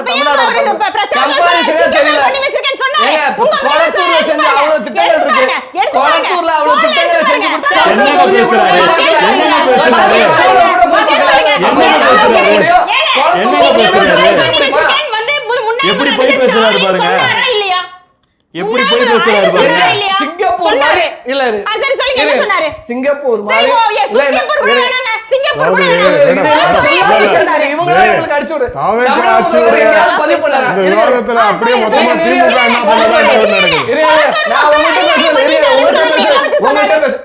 நெறியால நான் உங்கள்கிட்ட விடுறேன் உங்கள்கிட்ட கேள்வி விடுறேன் இவங்க எல்லாம் போய் சொல்றாங்க சிஎம் முன்னாள் முதல்வர் குளத்தூரை சிங்கப்பூர் மாதிரி நான் மாத்தி வச்சேன்னு எங்கேயாவது ஒரு பிரஸ் மீட் 6 மணிக்கு மேல எங்கேயாவது ஒரு நிகழ்ச்சியை கலந்துக்க சொல்லுங்க. 6 மணிக்கு மேல ஒரு நிகழ்ச்சியில கலந்துக்க சொல்லுங்க. இங்க பாருங்க, இதெல்லாம் என்ன டிபேட்? எபிலிட்டியே இல்ல. ஒரே ஒரு நிமிஷம். தலைப்பு 2 மாத தாவேக்கு அவருடைய ஆட்சி காலம் எப்படி இருக்கு அத பத்தி பேசும்பொழுது செந்தில் பாலாஜி தெரியாது, எங்களுக்கு தெரியும் மேம். திமுக ஆட்சி இருக்கும் பொழுது ஆளுநர் தொடங்கி ஒன்றிய அரசு தமிழகத்திற்கு எதிராக கொண்டு வரக்கூடிய பல திட்டங்களுக்கு அவங்க தொடர்ந்து எதிர்ப்பு கொடுத்திருக்காங்க. SIR மற்றும் தொகுதி மறுசீரமைப்பு போன்ற பிரச்சனைகளுக்கு அவங்க களத்துல இறங்கி போராட்டம் பண்ணியிருக்காங்க. தாவேக்கா என்ன பண்ணியிருக்காங்கன்ற ஒரு கேள்வி எழுதி இந்த இடத்துல. வந்தே மாதரம்க்கு கூட எந்திரிச்சு நிற்பாங்க முதல்ல. அது வந்து எப்ப எந்திரிச்சு நின்னாங்க? அவர் பதவி ஏற்கிறதுக்கு முன்னாடி எந்திரிச்சு நின்னாங்க. பதவி ஏற்கிறதுக்கு முன்னாடி அவர் முதல்வரே கிடையாது. அதான் பண்ணுவாங்க. நான் கேட்டதுக்கு தாவேக்கா ஆளுநரோட இப்படிதான் டீல் பண்ணுவாங்க. ஒன்றிய அரசு சொல்லிட்டாரு திட்டங்களுக்கு மேம். ஒன்றிய அரசுடைய விஷயத்துல தாவேக்காவுடைய நிலைப்பாடு என்னவா இருக்க போகுது? அவன் எங்களுக்கு தேவையான விஷயத்தை நட்பு ரீதியா நாங்க அதை வாங்கிக்குவோம். எதிர்க்க வேண்டிய விஷயத்துக்கு கண்டிப்பா எதிர்ப்போம். டீலிமிட்டேஷனுக்கு எதிர்ப்புன்னு தெளிவா சொல்லிருக்காங்க. தெரியுதோ எது ஆகாதோ அதை கண்டிப்பா எதிர்ப்போம். ஆனா தமிழ்நாட்டுக்கு ஒரு நல்லது வருதுன்னா அது நட்பு ரீதியா அந்த நல்லதை நாங்க தமிழ்நாட்டுக்கு கொண்டு வருவோம். முதலமைச்சர் சொல்லியிருக்காரு, அதை தான் பண்ணிட்டு இருக்காரு. விபிஜி ராம்ஜி 100 நாள் வேலை திட்டத்தை தமிழ்நாடு அரசு சட்டமன்றத்தில் எடுத்து தீர்மானம் போட்டுச்சு. 40% வந்து தமிழ்நாடு மாநில அரசுகள் செலுத்தணும்னு. பேரையும் மகாத்மா காந்தி தேசிய வேலைவாய்ப்பு ஊரக திட்டம், MGN ரேகாங்கிறது பேரையும் விபிஜி ராம்ஜி, விக்சித் பாரத் ஜி ராம்ஜி, அந்த திட்டத்தின் பேரை மாத்தியாச்சு. போன வாரம் அந்த திட்டத்தை தமிழ்நாடு அரசு அனுமதிச்சுட்டு. ரைட்டா? அதனால 125 நாள்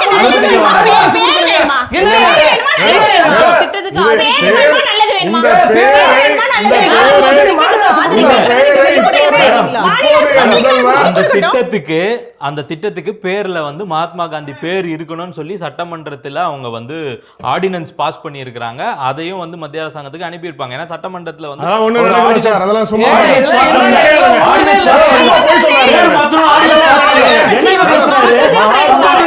மகாத்மா காந்தி பெயரை மகாத்மா காந்தி பெயர்ல தொடரணும்னு சொல்லி விஜய் பிரச்சாரம் பண்ணும்போது தான் சொன்னாரு. இல்ல இல்ல சட்டமன்றத்துல போட்டுருக்காங்க.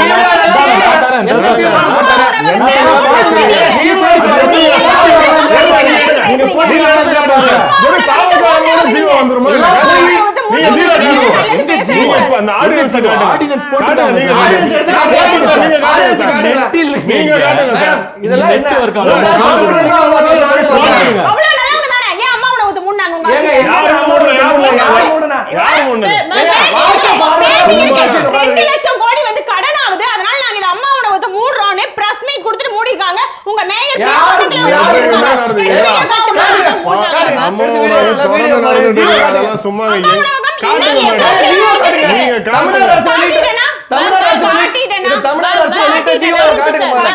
செயல்பாடுகள் குறைவா இருக்குன்ற குற்றச்சாட்டு இருக்குன்னு சொல்லுங்க. எங்கேயுமே நிறைய அம்மா உணவகத்தை மூடி இருக்கோம். அதுக்கான இருக்காங்களா? மூடி இருக்கோம். 2 லட்சம் கோடி கடன் ஆயிருச்சு. இதனால நஷ்டம் ஏற்பட்டுன்னு சொல்லி இதெல்லாம் எங்க படிச்சாங்கன்னு தெரியல. வாட்ஸ்அப்ல படிச்சு வந்து ஓபனா வந்து பிரஸ் மீட் காட்டுங்க. ஜியோ காட்டுங்க. கவர்மெண்ட் ஜியோ காட்டுட்டா. நான் பேசல. கவர்மெண்ட் ஜியோ நாங்க மூடுறோம். காட்டுங்க. 2 லட்சம் கோடி கடன் கவர்மெண்ட் வந்து மூடுது. ஆனா அம்மா உணவகத்தை திமுக பேர்ல சொன்ன ஜீவோ எடுத்து காட்டிட்டாங்கன்னா நான் பேசல. நீங்க இதோட பேசாம போயிடுறீங்களா? எஞ்சி போயிடணும். எடுத்து காட்டு. வெயிட் பண்ணுங்க. அசல் நீங்க சொல்லுங்க. நீங்க பேசுங்க. ஒரு நிமிஷம். தேர்தலுக்கு முன்னாடி வரைக்கும், அதாவது விஜய் அவர்கள் அரசியலுக்கு வரன்னு இறங்கினதுல இருந்தே அவர் வந்து பாஜகவுடைய பி டீம் அப்படின்னு சொன்னாங்க. அவருக்கு கூட்டணி கட்சியுடைய உதவி தேவைப்பட்ட போதும் அவர் வந்து பாஜக பக்கம் போல காங்கிரஸ் பக்கம் தான் நின்னாரு. ஏன் இன்னும் அந்த விமர்சனம் அவரை தொடருது?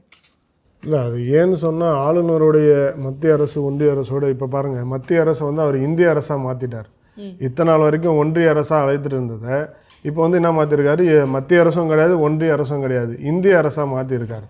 ஒரு வழக்கத்தை தொடர்ந்தது என்பது ஒரு வேற, அதாவது மத்திய அரசை எதிர்க்கிறாரு. ஒரு லெட்டர்ல தானே சார் அது குறிப்பிட்டிருந்தாரு. பிரதமருக்கு எழுதப்பட்ட ஒரே ஒரு லெட்டர்ல தானே அது குறிப்பிட்டிருந்தாரு. இனிமேல் அவர் அப்படிதான் கூட போறாரு, அதுதான் அதுக்கு அர்த்தம். ஓகே, புரியுங்களா? இப்படிதான் அவருடைய தொடர்பு இருக்கு.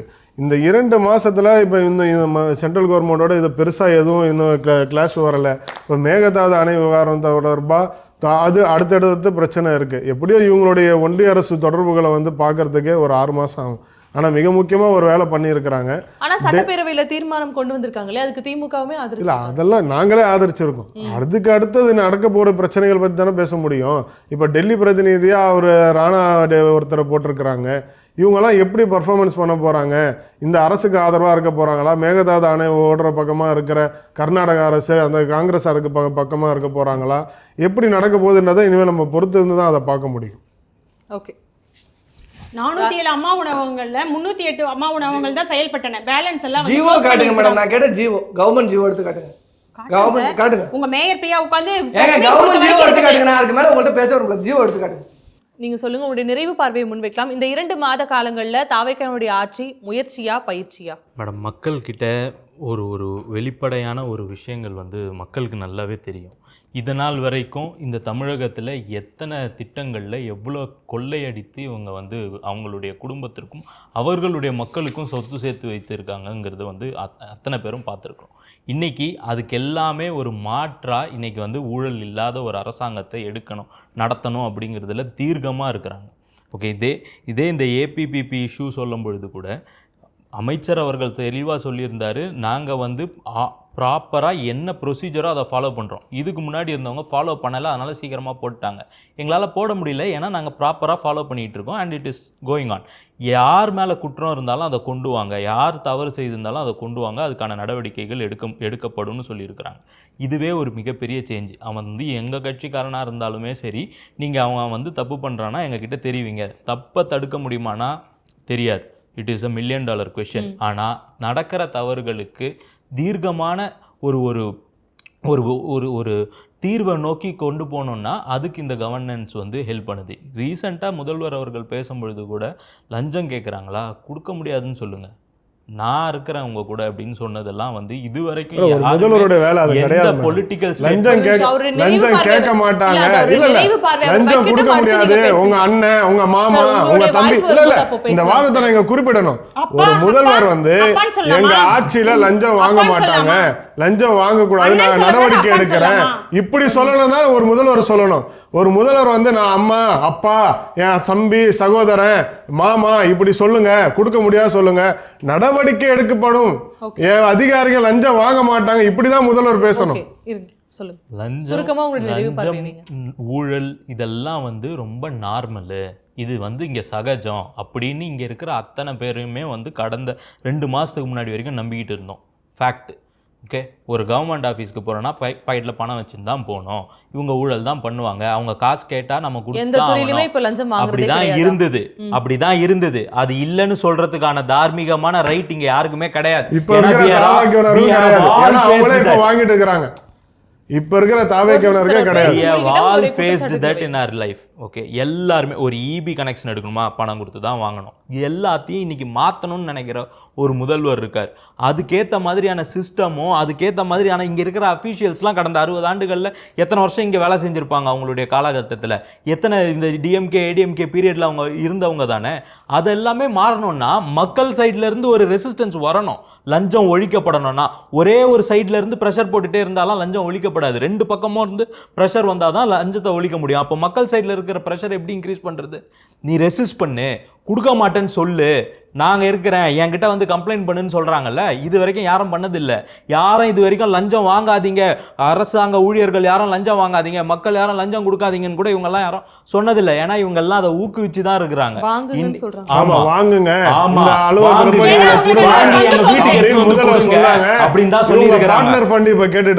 ஆமா, அப்படிதான் வந்து இத்தனை நாள் வரைக்கும் நடத்தின்னு இருந்தாங்க.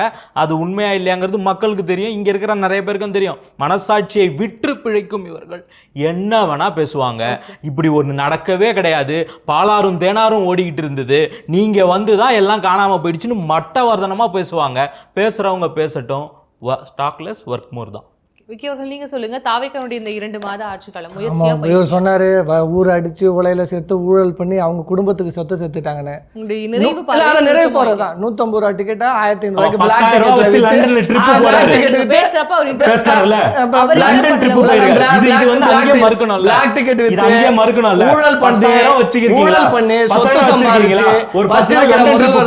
தமிழ்நாடு முதல்வர் சொல்ல முடியுமா?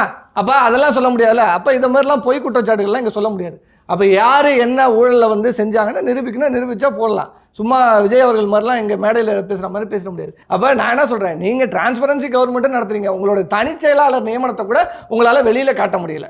இன்னைக்கு தமிழ்நாட்டோட டெல்லி சிறப்பு பிரதிநிதி ஆந்திராவை சேர்ந்த ஒருத்தவர், அப்போ அப்படித்தான் இன்னைக்கு தமிழ்நாட்டோட நிலை இருக்குது. இன்னைக்கு இந்த கவர்மெண்ட்டில் டிரான்ஸ்பரண்ட்டாக இதெல்லாம் நடந்திருக்கு அப்படின்னா இப்போ ரீசெண்டாக ஒரு பிரச்சனை நடந்திருக்கு.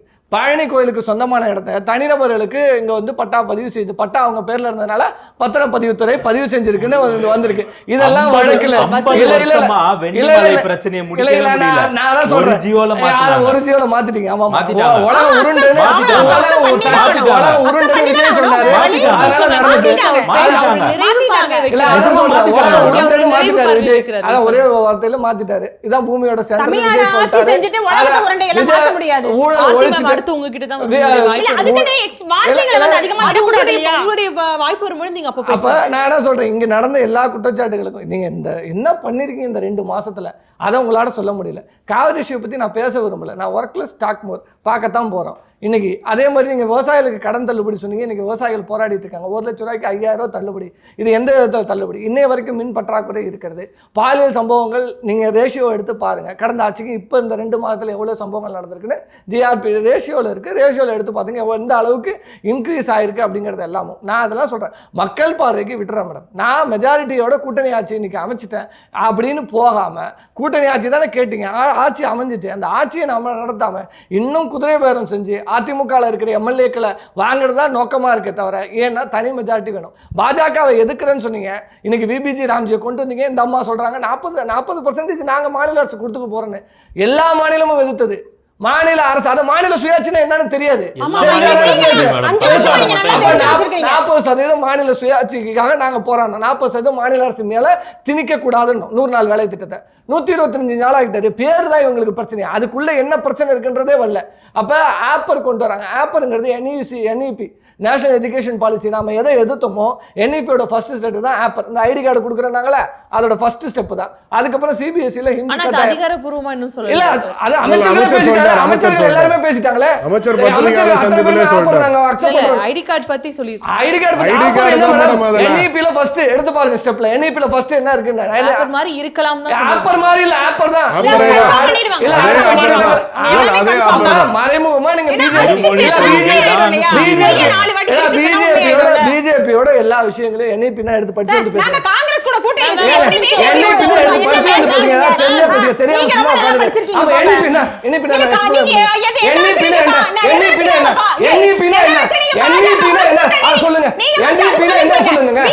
National education பாலிசில ஆப்பர்ங்கிறது first step. நான் சொல்றேன், அப்ப மறைமுகமா நீங்க பிபிஜி ராம்ஜி அனுமதிச்சிட்டீங்க, ஆப்பர் அனுமதிச்சிட்டீங்க, மத்திய அரசு கொண்டு வர எல்லா திட்டங்களையும் நீங்க மறைமுகமா அனுமதிச்சுட்டு தான் இருக்கீங்க. அதை நார்மலைஸ் பண்ணிட்டு இருக்கீங்க. எப்படி இவர் விஜய் எதை பொய்யா பேசுவாரோ, இப்ப கரூர்ல போய் என்ன பொய்யெல்லாம் பேசுனாரோ அதே மாதிரி பொய்களா பேசி எல்லாத்தையும் நார்மலைஸ் பண்ணுங்க. ஆனா மக்கள் ரொம்ப நாள் ஏமாறதுக்கு தயாரா இல்ல. ஆத்திமா, நீங்க உங்க நிறைவு பார்வையை சுருக்கமா முன்வைக்கலாம். கடந்த 5 வருஷம் ஆட்சியில வந்து பாலாரும் தேனாரும் ஓடிட்டு இருந்துச்சு. இந்த 2 மாசத்துல தான் தமிழ்நாட்டுல சாக்கடை ஓடுது. ஆட்சி 2 மாசத்துல ரொம்ப சூப்பரா இருக்குது. எனக்கு ஒரு 2-3 கொஸ்டின்ஸ் இருக்கு, அதை மட்டும் கேட்கறேன். தமிழ்நாட்டுல நினைவு கருத்தை தான் சொல்றேன் நானு. ஹார்ட் ப்ராப்ளத்துக்கும் ஸ்கின் ப்ராப்ளத்துக்கும் ஒவ்வாமைக்கும் இங்க ட்ரீட்மெண்ட் இல்லாம ஏன் ஏவாவேலு வெளிநாட்டுல போய் ட்ரீட்மெண்ட் பார்த்தாருன்னு எங்களுக்கு தெரியல. அப்ப இங்க சாதாரண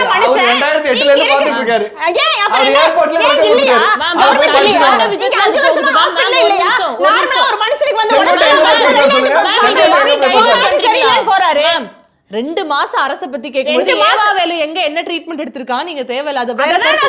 அந்த மாதிரி வந்து கவர்மெண்ட் இங்க ஹாஸ்பிட்டல்ஸ் எல்லாத்தையும் அந்த நிலைமையில வச்சனாலதான் இவங்க வெளிநாடு போய் பாக்குறாங்க.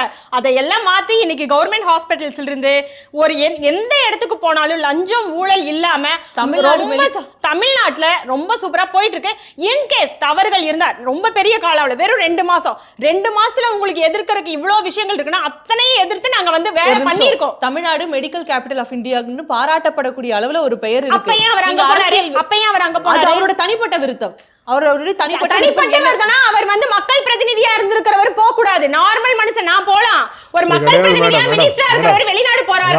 அது ஒரு முறை ஒரு क्वेश्चन கேக்குறீங்க. கவர்மெண்ட் ஹாஸ்பிடல் தான் போறாரு. யாரே நீங்க கவர்மெண்ட் ஹாஸ்பிடல் எங்க ஆட்சியில வந்து கவர்மெண்ட் ஹாஸ்பிடல் எட்மூர் ஹாஸ்பிடல் இதுக்கு எங்க அண்ணா ஆட்சி பண்ணதுக்கு எங்க அண்ணா கவர்மெண்ட் ஹாஸ்பிடல் தான் போவாரு. தாவேக்காவுடைய ஆட்சி 2 மாசத்துல இவங்க எல்லாம் இவ்வளவு எதிர்க்கிற அளவுக்கு சூப்பரா வந்திருக்கு. அவ்வளவுதான். ஓகே அசருதீன் சார், நீங்க உங்க நிறைவு 5 வருடத்துல திமுக ஆட்சி பாலாரும் தேனாரும் ஓடுச்சா, இப்போ மட்டும் என்னன்னு சொல்லி கேட்குறாங்க. அதை தான் நாங்கள் அவங்கள கேட்குறோம். 5 வருஷம் என்ன ஓடிச்சு, நீங்கள் இப்போ என்ன ஓட வைக்கிறீங்க? நாங்கள் அதே மாதிரி தான் இருக்கிறோன்றீங்களா, இல்லை நீங்கள் வேறு ஏதாவது புதுசாக வேறு ஏதாவது புதுசாக இப்போ தான் அவங்க தான் அவர் தான் சொன்னார் நாங்கள் அப்படிலாம் டைமே கேட்கலன்றாருன்னு. இப்போ இவங்களே இந்த அரங்கத்திலே சொல்கிறாரு இன்னும் டைம் ஆகும்னு சொல்லி சொல்கிறாரு. மொத்தத்தில் இந்த 6 மாத தாவேக ஆட்சி வந்து மக்கள் அல்லல் பட்டு கொண்டிருக்கிறார். 2 மாத தாவேக ஆட்சியில் மக்கள் அல்லல் பட்டு கொண்டிருக்கிறார். எந்த வகையிலும் மக்கள் வந்து நிம்மதியாக இருக்கான்னு சொன்னால் இல்லை. கரண்ட் பிரச்சனை, கம்யூனிஸ்ட் கட்சியோட கூட்டணி கட்சியோட மாநில செயலாளர் சண்முகம் சொல்கிறாரு, நான் அரங்கத்தில் கூட்டத்தில் நடந்துட்டு இருக்கிறேன், கரண்ட் எப்போ போகுது எப்போ வருதுன்னு தெரில, திடீர்னு போகுது திடீர்னு. தொல் திருமாவளவன் சார் அவர்கள் கூட ப. சிதம்பரம் அவர்கள் என்னுடைய ஆஃபீஸ்க்கு வந்தார், கரண்ட்டே இல்லாமல் 2 மணி நேரமாக நான் உட்காந்து பேசிட்டு இருந்தேன்னு சொல்கிறாரு. நான் இருக்கிற என்னோட திருவொற்றியூர் பகுதியில் போன வேலைக்கிழமை சாயங்காலம் 7 மணிக்கு சாதாரண மலைக்கு போன கரண்ட்டு மறுநாள் மாலை 4 மணிக்கு வருது. இப்படி அதிகாரிகளோட மெத்தன போக்கும் இருக்குது, அரசியல்வாதியோட மெத்தன போக்கும் இருக்குது. மக்கள் இதனால் மாற்ற முடியாதவங்களால், ஏன்னா நிர்வாகம் பண்ண தெரியாது, இவங்களுக்கு நிர்வாகம் பண்ண தெரியாது, இவங்களுக்கு நிர்வாகம் பண்ண தெரியாது, இவங்களுக்கு நிர்வாகம் பண்ண தெரியாது. அதனால இவங்களால எதுவுமே பண்ண முடியாது. இவர்கள் ஆட்சி இப்படிதான் இருக்கும். அப்படியே அங்க சூப்பரா கரண்ட் கொடுத்துருவோம். பவர் சப்ளை எங்கேயும் நிப்பாட்டப்படல, நல்லபடியா பண்ணிட்டு இருந்தோம். ஓகே, நன்றி அனைவருக்குமே நன்றி. பிஹைண்ட் ரூட்ஸ் வழங்கும் ஃபேஸ் ஆஃப் விவாத மேடைக்கு பங்கேற்று உங்கள் கருத்துக்களை முன் வச்சிருக்கீங்க, நன்றி. Behind roots in face off the digital debate show. Title sponsor பழைய தங்கத்திற்கு நல்ல விலை கொடுக்கும் சிறந்த நிறுவனம் best money gold. Grand royal tours, உங்க ஒவ்வொரு ட்ரிப்பையும் ஸ்வீட் மெமரிஸ் ஆக்க கிராண்ட் ராயல் டூர்ஸ்க்கு வாங்க. Power by Rajmahal silks Madurai, தொட்டு தொடரும் ஒரு பட்டு பாரம்பரியம் Rajmahal silks Madurai. Best Money Gold Jewelry Grand Royal Tours presents Behind Roots Face of the Digital Debate Show, powered by Raj Mahal Silks Madurai.